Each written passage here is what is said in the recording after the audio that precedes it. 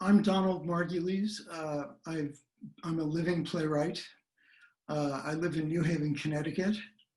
I grew up in New York City. I grew up in Brooklyn, New York. And I came from a family that were sort of Depression era Brooklyn Jews who were not college educated, were not intellectual, but they loved the theater. They loved Broadway.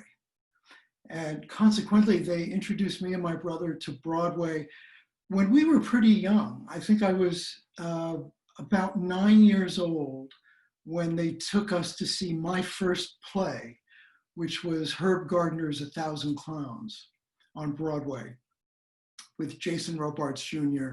and Sandy Dennis. And seeing A Thousand Clowns at the age of 9 was maybe not a life-changing experience, but certainly a seminal experience because it didn't determine the course of my career, even though I was exhilarated by it. I was exhilarated by the experience of being in a Broadway theater surrounded by all of these adults. And I got to laugh at some of these risque jokes along with them. It was really quite thrilling. But I was not an athletic kid. I was kind of geeky. I was poorly coordinated. I still am. And I gravitated toward art because I could draw. I was very facile with copying, pictures for book reports and that sort of thing. And because I was able to do that, that more or less defined who I was as a child artist. Even though I loved the theater, I was a visual artist and I could sort of readily demonstrate what I could do. That determined the course of my education as I came of age in New York City public schools in Coney Island, Sheepshead Bay, and then Coney Island. And because of my art ability, I started winning scholarships. So from our modest lower middle class household, it opened my world. So the fact that I could draw got me attention and it got me financial assistance, frankly. So the first place that I went to as a college student was Pratt Institute in Brooklyn. And I commuted to college from home in Trump Village in Coney Island. And it was not a very rewarding experience because I was also finding that I was hungering for more literary pursuits. I wanted to read literature. I wanted to write. I thought I might want to write for the theater, but I wasn't quite sure. And at Pratt Institute, it was purely an art conservatory, and I had no mentors. I had no outlets for it. So I ended up transferring schools. I went to Purchase, SUNY Purchase, which at that time was a pretty new entity in the state university system. And at Purchase, I continued to be a BFA student in visual arts. But while I was there, I started writing plays. I found a mentor in Julius Novick, who was a critic for the Village Voice. And Jay Novick taught me playwriting. We met every week in his office. There were no classes in playwriting at Purchase.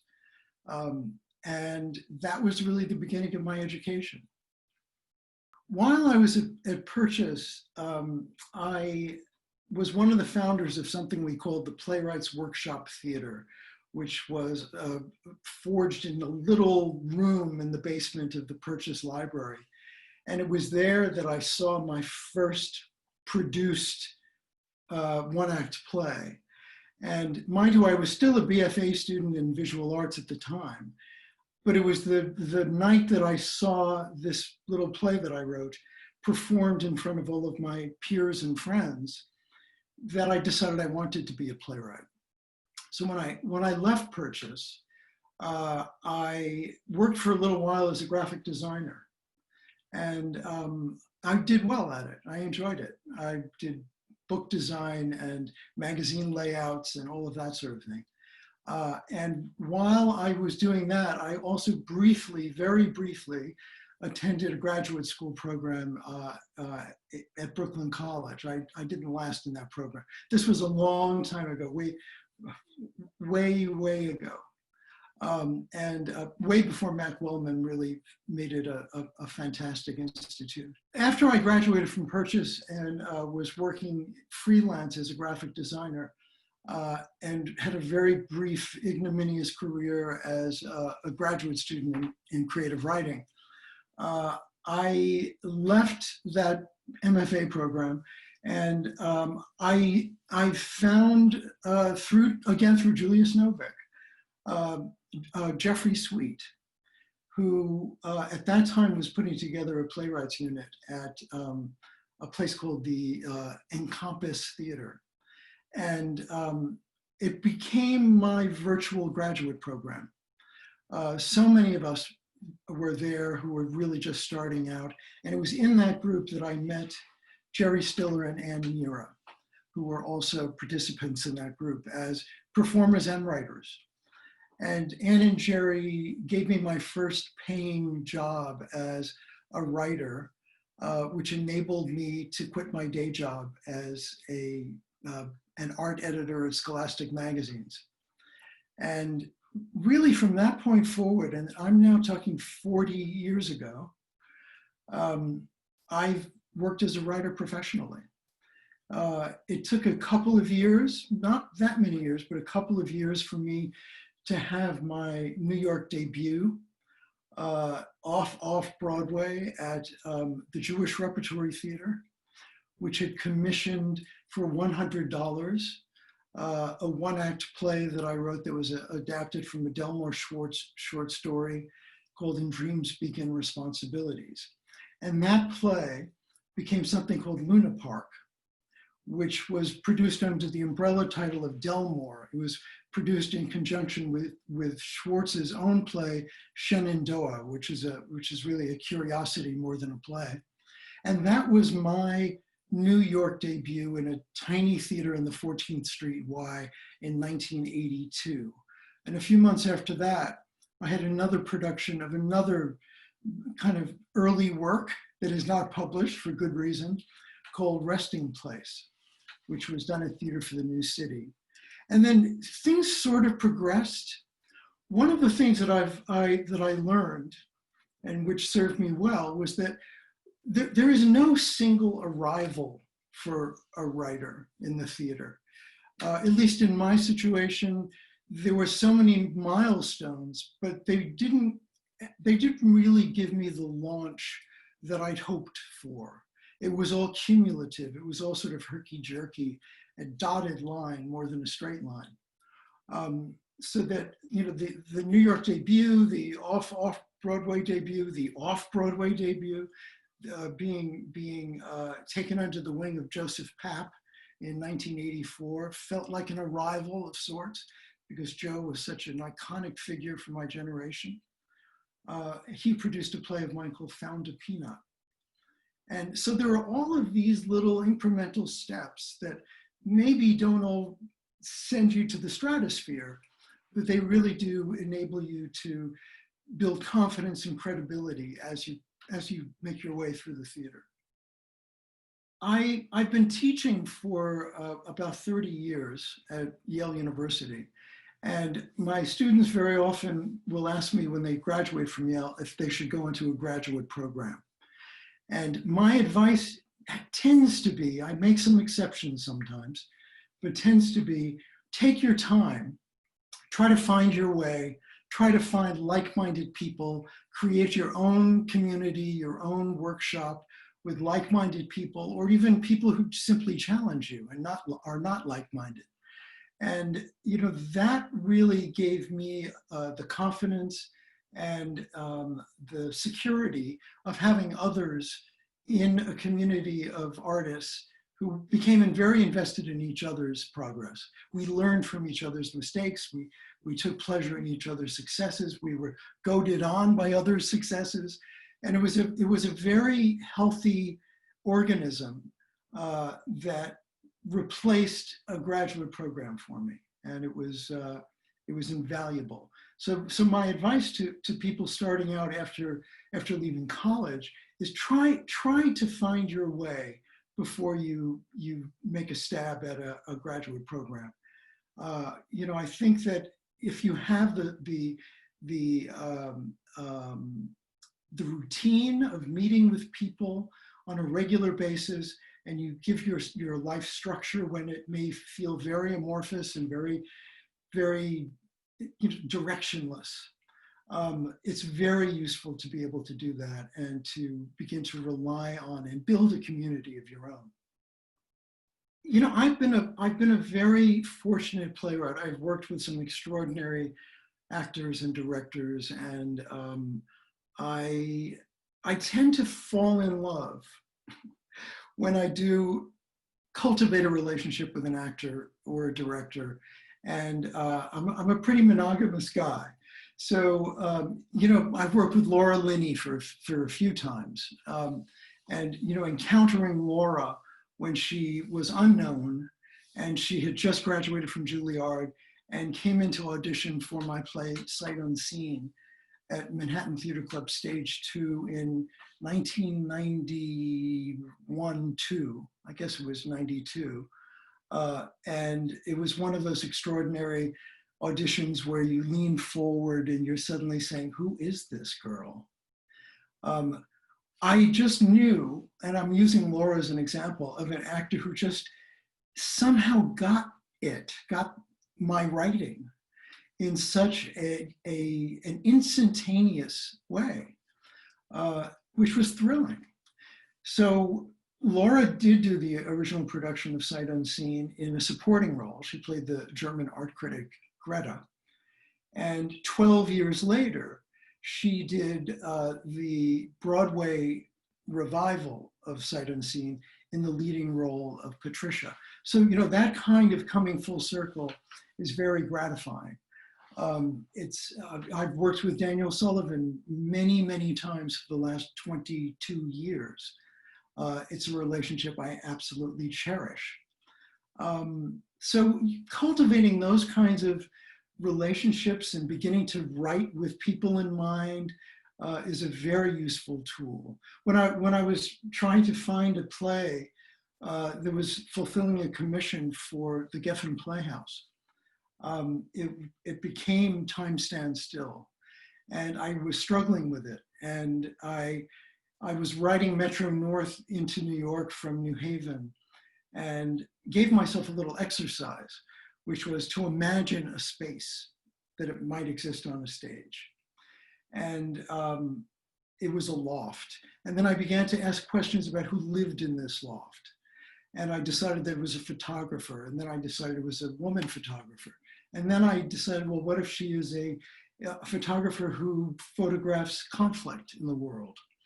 And by the time I arrived at Grand Central Station, I had cast Laura Linney in that part, essentially. I began to see her inhabit that role. So those kinds of connections where you have an affinity and the actor has an affinity for you is really priceless. But plays don't come from a single mechanism. It's not some, if it did come that easily, I would be much more prolific than I am. They tend to present themselves by becoming a kind of irritant or a pebble in my shoe, where you just find yourself thinking about something a lot, whether it's politics, whether it's a relationship that you have or had, or that you observed, or something in the news, or whatever it is that you find is somehow haunting you, you can't get out of your head. That's usually a pretty good measure of where a play might lurk. Something that I have also learned is that one is not always ready to write certain plays. Sometimes it takes years. And it's something you need to just sort of be patient about. Because I work with young people and have for so many years, very often they will come to me and say, I really want to write about my dad, and who was abusive or whatever. And but the person who is suggesting that to me is 18 years old or 19 years old, and harbors a lot of guilt about the fact that she is even taking this on. And sometimes I will just do an intervention and say, you know, you're not ready to write this. You will return to it one day, but this is not the time for you to do it. You're too constrained, and you don't know enough. You don't have the objectivity of what you're experiencing now. You're in it. Write a journal, but journaling is not the same as creating drama. So that is, I think, a helpful hint I can give to young writers who want to get something down instantly as it occurs. And I think that's hard to do. When I was an art student and studied drawing, my technique in drawing tended to be to create very messy pieces of paper, and then I began to sort of hone different elements of it, particularly if I was working from the figure. And later on, as I began to really devote all of my energy to playwriting, I realized that my first drafts are like that scrawl all over the page. It's very much viscerally, it feels very similar. And it's a process of get it all down and be as chaotic and as incoherent as possible, but get it down. And then begin to hone and erase and refine and redraw. And that's very much the way I approach writing. You know, in this time of sheltering in place and the world is on pause, which is incredibly strange and wonderful and terrifying, I'm having a hard time focusing on a new play, which I had started months ago, and it's feeling like, what am I doing? So I'm very fortunate that in addition to playwriting, I also make collage. And I've been doing that for 45 years. It's something I would go to periodically. Now, during this time, I'm going down to my little collage studio almost every day. And it's become a wonderful outlet for me. Because, you know, what I described about drawing and going all over the page that way, collage and playwriting are also, for me, a very similar process. Because when you think about it, particularly the way that I work as a playwright, by creating these beats, these moments, I don't start from act one, scene one, and write through a play. I just have never been able to do that. Sometimes you'll have an image that turns out to be your opening image. Sometimes you have an image that you think is your opening image and it's your closing image. But in any event, it's not, for me, not a linear process. So I create these beats, whether it's a smattering of dialogue or a chunk of a speech or a very long speech or just some bad writing that I need to get down just to remind myself of certain elements in that bad writing. The point I'm making is that all of these moments become like found papers in collage, where you begin to take, you know, in collage, what you do is you take detritus and ephemera, things that were discarded or things that caught your eye that might have ended up in the trash. And you save it and you go, ooh, there's something beautiful about the way the Scotch tape tore on this piece of newsprint. And I get excited by that and I save it. And I have boxes and boxes of these things. Truly crazy, man, but I do.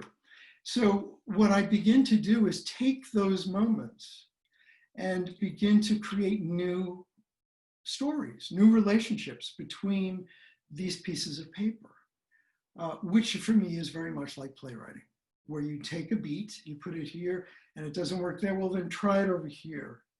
And then you take something else and you juxtapose that over there. And before you know it, you're making something where there never was a hat. You know, it just sort of begins to take form. And it's very exciting and it's very transporting. And during this time of such discombobulation and a time that I personally am having a hard time just sort of putting words together in play form, finding composition in collage has just been a godsend.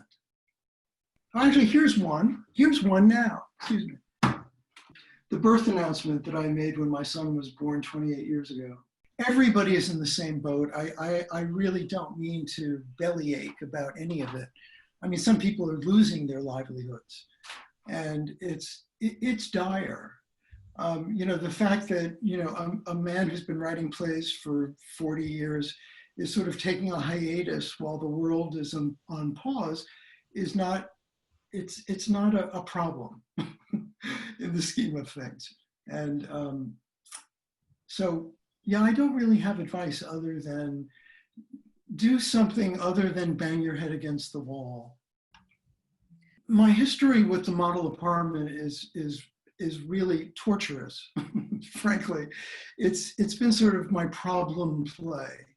And the fact that Primary Stages produced it not once but twice is a real testament, I think, to their loyalty to me personally, to playwriting, and certainly a commitment to a play that on the face of it is kind of a hard nut to crack. I wrote that play many years ago. I wrote it in the 80s when I was still in my 30s. Maybe I was 29 or 30, something like that. And it was a play that I wrote during the time that I was very close to Joseph Papp. There was a brief shining moment where I was very happily under his wing. And when I finished the model apartment, Joe was the first person I gave it to. He loved the play, and he said he was going to do the play. And then he didn't do the play. He didn't do the play in the next season, and he didn't do the play in the season after that. And then finally, I asked for it back, and because he had optioned it. And the play just sort of took on a cult status among literary managers across the country.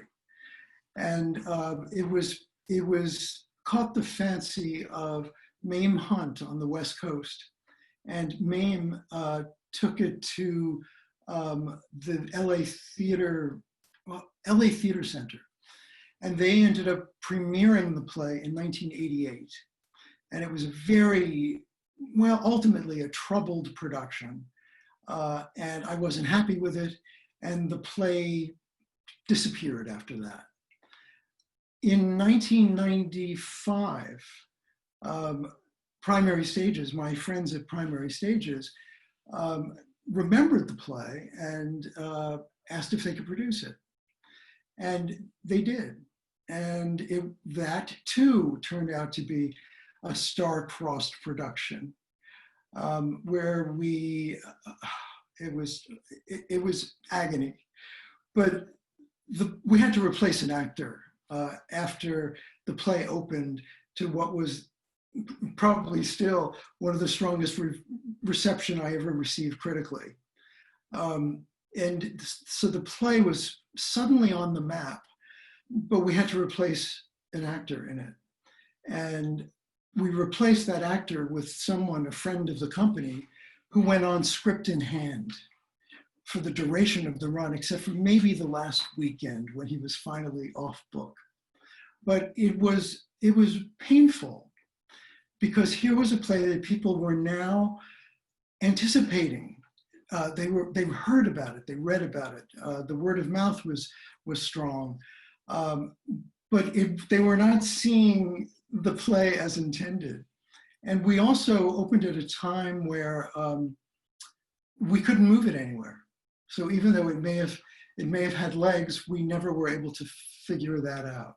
So when we closed after maybe a 3 or 4 week run in 1995, my friends at Primary Stages said, "We're going to do this play again. We promise we're going to do this play again." 17 years later they did, or maybe it was 18 years later, but they did. And that first production was directed by my friend Lisa Peterson, and she did a wonderful job, and a wonderful job considering so many of the challenges that that production posed. The subsequent production, 17 or 18 years later, was directed by Evan Cabnet, and just with a wonderful cast that included the late Mark Blum, who was much loved in the theater community. And that production had a very nice reception and a very nice life.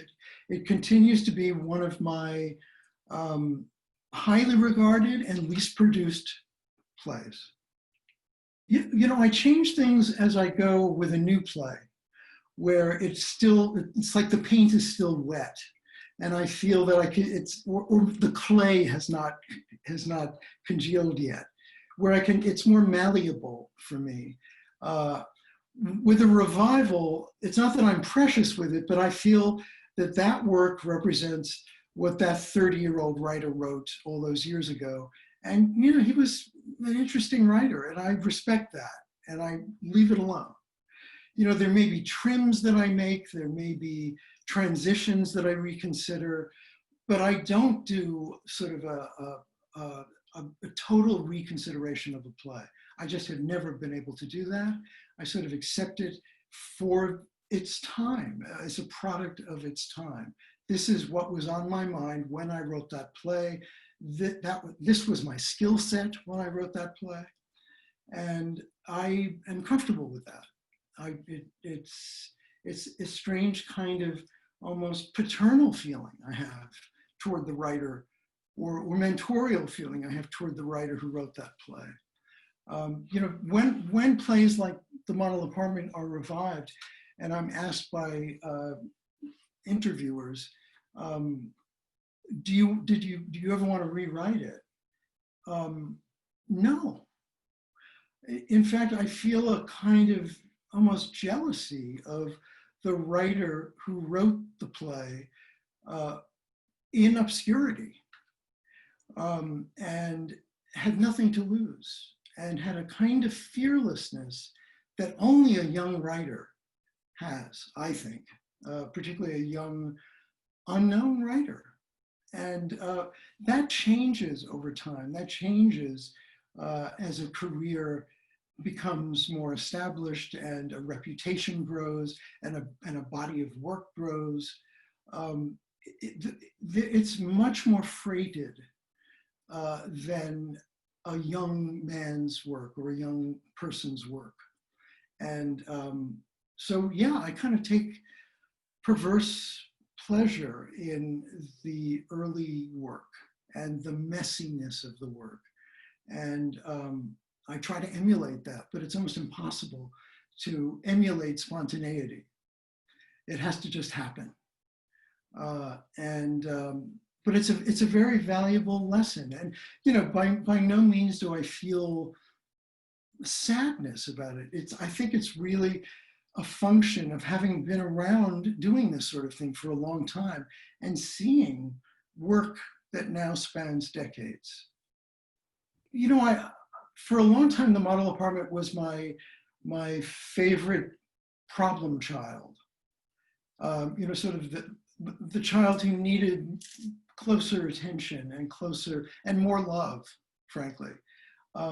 So, you know, until it really was recognized, and mind you, it has not been a lucrative play for me by any means. You know, for a play that is 30-something years old, it's had maybe a dozen productions. That's not a lot. And so for a long time, The Model Apartment was my favorite play. What's Wrong with This Picture is a close second. A play that I wrote a long time ago also, was at the beginning of my career, and which also years later became my Broadway debut, which was also unfortunately my Broadway debacle. in 1994.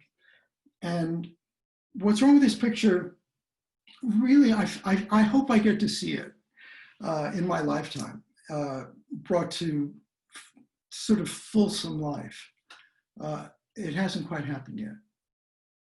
You know, the notion of a writer having a breakthrough, for me, has been sort of a multi-tiered experience. I talked about, you know, the New York premiere, the off premiere, the off Broadway premiere, and I think that the notion of arrival is something that takes on a kind of mythical import. So that when Joseph Papp produced Found a Peanut in 1984 and had tremendous confidence in me and in the play, and then Frank Rich didn't like it, and that sort of ended the would-be run, that the summer-long run that Joe was anticipating for that play. It didn't launch me. And after that, the Lohman Family Picnic didn't launch me either. And so by the time I wrote Sight Unseen, and it was produced in 1992 in New York, it began at South Coast Repertory in Costa Mesa, California. It really felt like a do or die moment for me. And if this doesn't do it, I'm going to have to move to Los Angeles and become a television writer. Not that there's anything wrong with that, but you have to remember that 30 years ago, television was a very different place than it is now, and you had to go to Los Angeles to do any kind of good work in television. Anyway, and what happened with Sight Unseen is that it was a breakthrough. It was one of many, and it was I won an Obie for it, which was great, and the play had an extended, it moved, and it had an extended run at the Orpheum Theater, great, and it was a finalist for the Pulitzer Prize. And I remember when the news came to me, I forget who called me, the press agent probably, I was astounded that the play was even on a kind of national radar. And it was the best gift. I was in my mid to late 30s at that point. I had written several plays of varying degrees of success or near success. And then to get that kind of acknowledgement was, wow, I could win one of those things. And it was an extraordinary vote of confidence. That was in 1992. In 1995, Collected Stories was a finalist. It didn't win. Nothing won that year. That's another story. But so by the time Dinner with Friends came along in 99, 2000, friends in the business would say, "Oh, this is your year. This is your year." And I have to say that by the time I did win that wonderful honor, I had a body of work, and I was no longer a young writer, but I had sort of a body of work, several plays. So what I'm getting at is that with that initial vote of confidence, by getting that anointment of a finalist status, it gave me the confidence to write more and to build a body of work. And so by the time Dinner with Friends did receive that honor, it almost felt like a career acknowledgement more than an acknowledgement for that play. And it's a wonderful thing. It's, I think my late friend Wendy Wasserstein, when she won, said, "Well, now the first line of my obituary is set." She was not wrong, sadly, and I think that that's probably true. That it is a defining moment for any artist, any writer, any journalist. Winning a Pulitzer Prize is that kind of distinction. So I'm thrilled to this day that it happened. That, okay, that's over with, and it's a wonderful thing.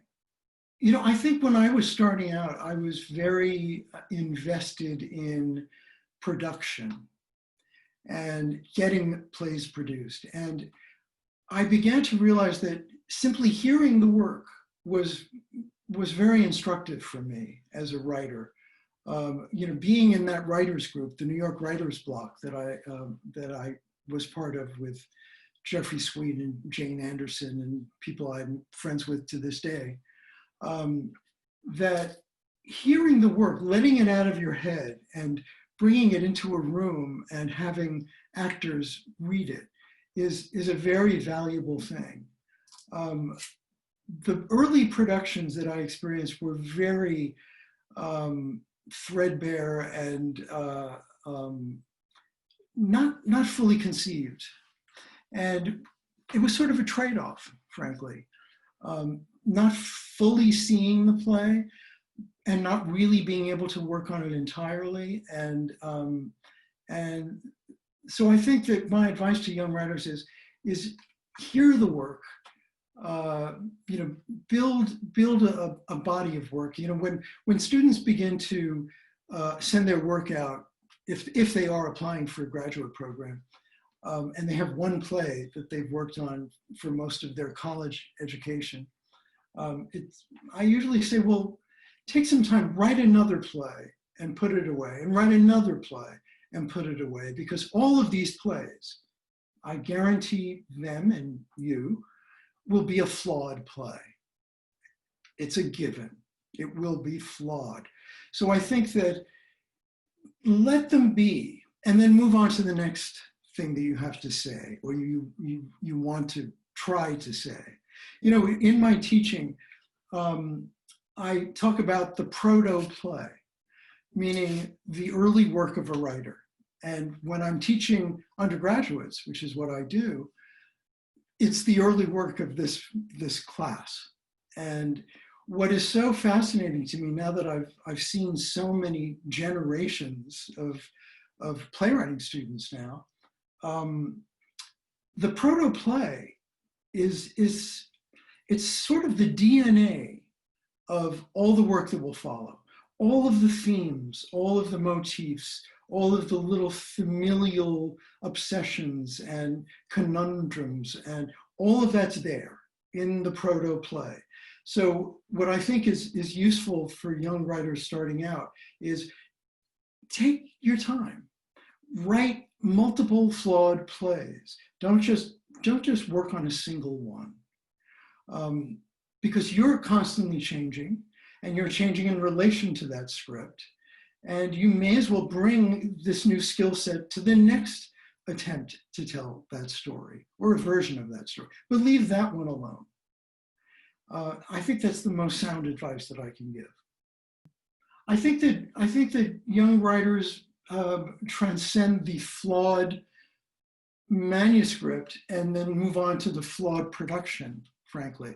I think if a play is strong and it demonstrates that this writer has gifts, whether this is that play that is going to say it all and launch a career, no, just put the brakes on. Let that flawed work, which is getting the attention of theaters and literary managers and directors, put on a show, but have something else in the works while you're doing that. I think it's really important to do that. Otherwise, you get stuck. And I think it's very, it's a trap. It's a trap to just become so myopic about a single work. So take that flawed work, yeah, put it on stage if you have an opportunity to do that, but have something else in the works. Have the next flawed play in the works. You know, we're in such a bizarre, brave new world right now, where theater is under siege, in a sense. You know, this health crisis is so awesome and not completely understood because it is of such a tremendous magnitude. that I think it's going to affect the way people assemble. We already know that that is true. And theater requires that. At the same time, I think that, you know, virtual theater is being explored at this time. And I think that's good. And I think the technology will improve. It will be less herky-jerky. And I think that, you know, some really inventive things may occur. And I think that's good. I just hope we all get to be in a room together and watch plays. As I began to establish a reputation, a good reputation, as a New York playwright, I attracted the attention of Hollywood, which is what happens.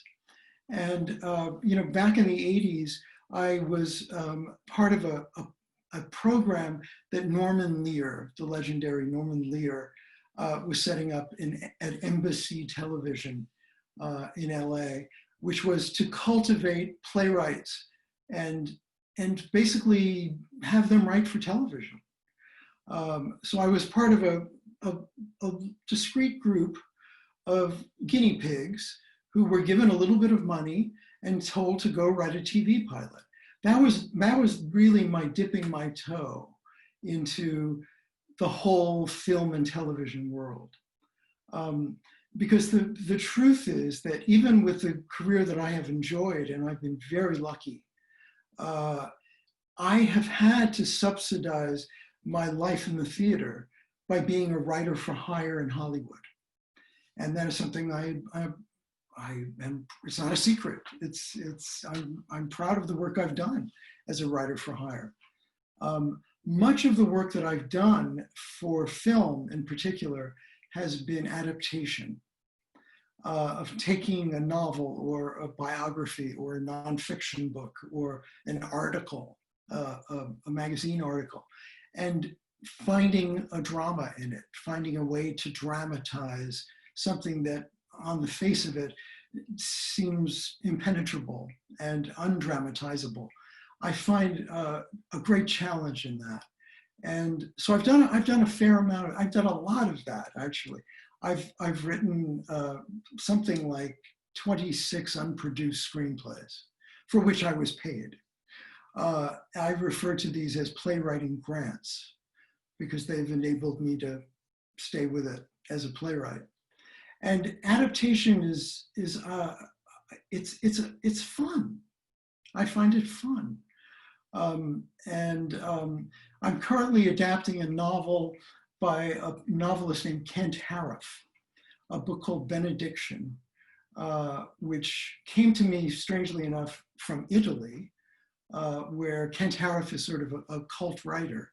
And I'm adapting this for an Italian production company that if the world ever gets its switch turned on again, would shoot in Colorado. But adaptation is really, it's a wonderful skill set and enables me to use a different part of my brain. And like collage. And it is not unlike collage, come to think of it. And there's pleasure in it.